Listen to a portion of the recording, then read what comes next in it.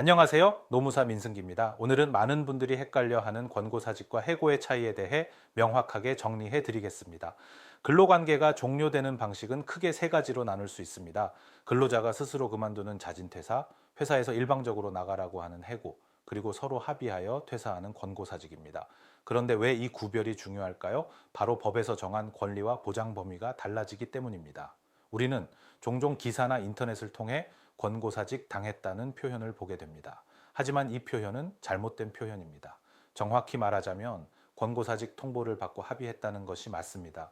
실제로 해고 상황을 권고사직이라고 잘못 표현하는 경우가 많습니다. 법적으로 권고사직은 회사가 퇴사를 권유하고 근로자가 그 제안에 동의해야만 효력이 발생합니다. 즉, 근로자의 의사가 반드시 들어가야 합니다. 반면 해고는 근로자의 동의가 필요하지 않습니다. 사업주가 오늘부터 나오지 마세요 라고 일방적으로 통보하면 그 즉시 해고가 되는 것입니다. 그리고 근로기준법 제23조는 해고는 정당한 이유가 있어야 한다고 규정합니다. 따라서 회사가 어떤 제목을 붙이든 근로자의 의사와 무관하게 일방적으로 내보냈다면 그건 해고로 판단됩니다. 예를 들어 만 2년 이상 근무한 계약직 직원을 단순 계약 만료라며 내보낸다 하더라도 실질이 회사의 일방적 종료라면 해고로 판단됩니다. 정리하면 기준은 단 하나입니다. 근로자의 동의가 필요한가? 권고사직은 동의가 필요하고 해고는 필요하지 않습니다. 법적 효과의 차이도 매우 큽니다. 권고사직은 합의퇴사이므로 근로기준법 제23조의 제한을 받지 않지만 감원으로 간주될 수 있기 때문에 주의해야 합니다. 권고사직은 해고가 아니므로 근로기준법의 적용 대상이 아닙니다. 반면 해고는 상시 5인 이상 사업장의 경우 서면 통지, 정당한 해고 사유, 그리고 3개월 이상 근무자의 경우 30일 전에 해고 예고를 하거나 해고 예고 수당을 지급해야 합니다. 한 가지 주의할 사례를 소개하겠습니다.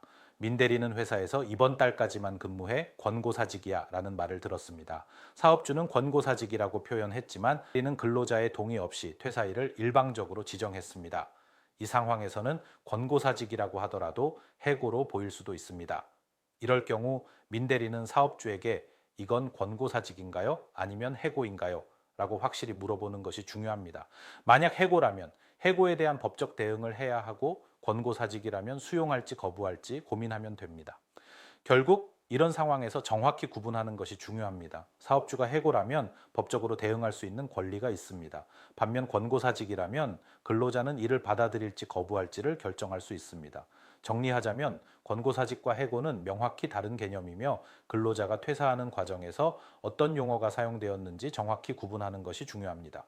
근로자가 권고사직으로 퇴사를 받았다면 이를 거부할지 수용할지 고민할 수 있습니다. 반면 해고라면 해고에 대한 법적 대응을 준비해야 합니다. 결국 퇴사 관련 용어가 잘못 사용되거나 잘못 판단되면 근로자에게 큰 불이익이 생길 수 있습니다. 따라서 퇴사 과정에서의 용어 사용을 반드시 확인하고 내 권리를 침해받지 않도록 철저히 대응하시기 바랍니다. 지금까지 민승기 노무사였습니다.